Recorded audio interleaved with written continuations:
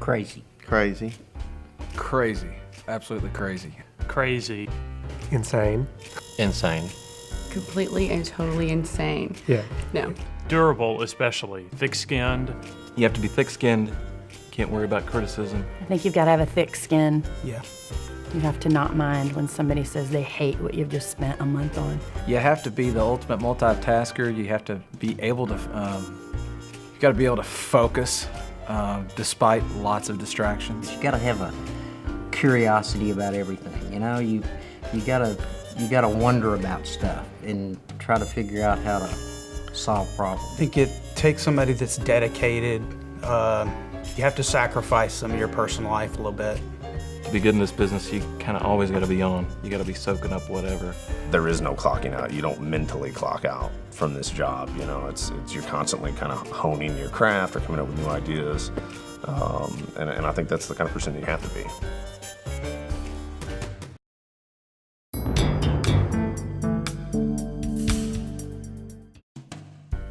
Honestly, I make more money doing this than I probably would anything else. No day is ever the same. It's always different, and every project has some type of new challenge, and I just think that helps keep it exciting. Every single day there's a different problem to solve. I think it's actually the challenges that I kind of dig. Movie directors get like 2.5 hours to connect with somebody, and we get 30 seconds. An author gets 400 pages, and we get an 8.5 by 11 sheet of paper. Sometimes we only get a headline to connect with somebody, and that's pretty impressive. I mean, we all do that day in and day out, and I think sometimes we lose sight of the fact of how impressive that is. At the end of the day, this is a pretty fun job. I can wear this. I can wear shorts in the summer. You know, there's worse ways to make a living. I'd like to figure out something else to do, but I just couldn't figure out a way to make a living doing it. God, I wish I could.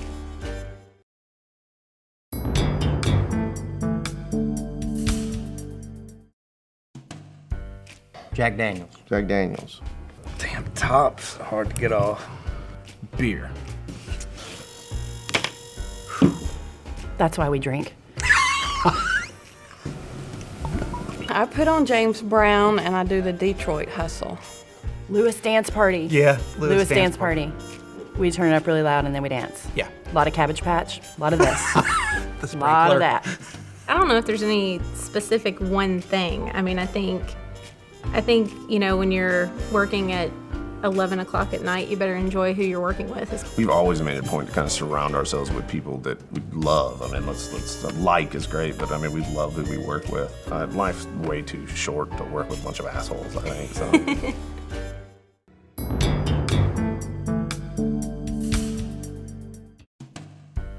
I love that there's always something new. There's always a new way to talk to people. You can do whatever now, as long as I mean, that's the good thing about all these new mediums is it's no more just, I have to have a TV spot, I have to have a print ad.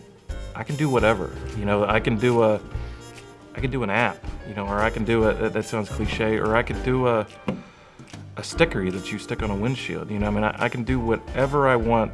Part of what I'm really getting into is the fact that stuff like blogs and social media, YouTube are forcing people to shift to a higher level of transparency. As consumers, that's kind of exciting that we get to help facilitate this change and weed out brands that are just in it for a buck. I mean, everybody's in it to make a profit, but there are more brands that have a purpose.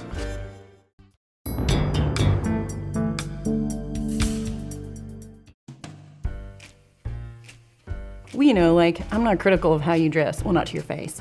But I am critical of TV spots I see and print ads and how would I have done it and I would have done it this way and why didn't they write the headline that way, and, you know, I think that's natural. I tend to be like anybody else. I TiVo through the commercials. You're who's killing our industry, thanks. It does make me feel guilty whenever my wife and I DVR something and fast forward through the commercials. I do feel guilty. You know, when you get into it, I think passion's a word that no matter who you talk to about advertising, that word's gonna come out there. You become passionate about what you work on, and which means it's unavoidable. You're going to bring it to every aspect of your life, whether it's your household or your grocery shopping or trips to Home Depot.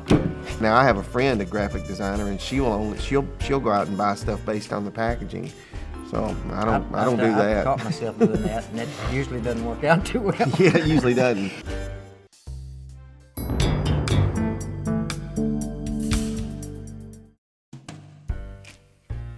A wealthy person. Yeah, a wealthy person. Yeah. The only way to make $1 million in printing is to start with 5.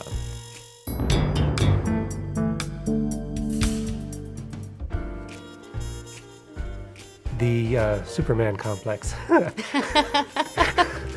You end up being a hero. You can get it done for them. You can get the job turned. It looks great. It's on time, and they're happy with it. Yeah. Every day's different.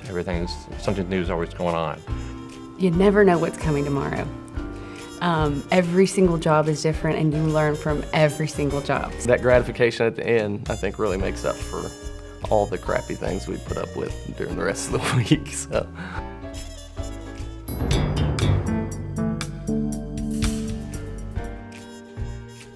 We laugh.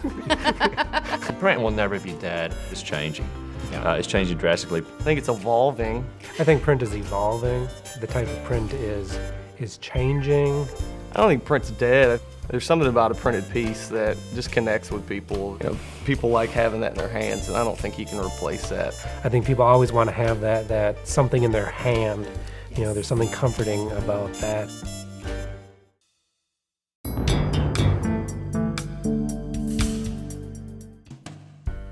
If I say Jeffrey Bunton, does that count as 1 or 2 answers? Can I give you several? How long do we have? Well, one thing I do resent nowadays is the value people put on what we do. That does get Or the under lack my- thereof. The lack of, yeah. There's less and less value put on what we do, on the thinking part of it, on the really creative part of it. I think that the creative process is kind of lost a little bit of respect in some ways. And I think we all need to kind of do our part to make sure that the creative process gets the respect it deserves. Because it's the core of what we do. It's like the essence of what we do. I think that's what separates us from the secretaries with PowerPoint and the business college interns that have Photoshop filters.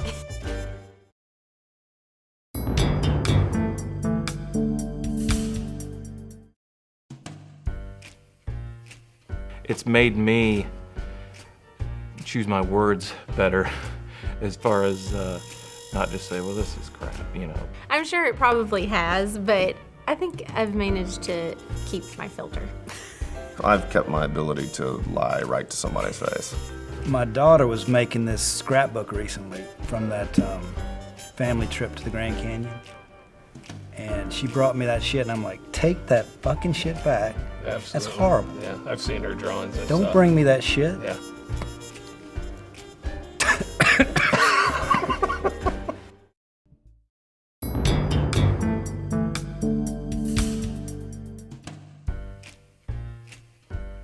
Yeah, my bad days are Robert's bad days.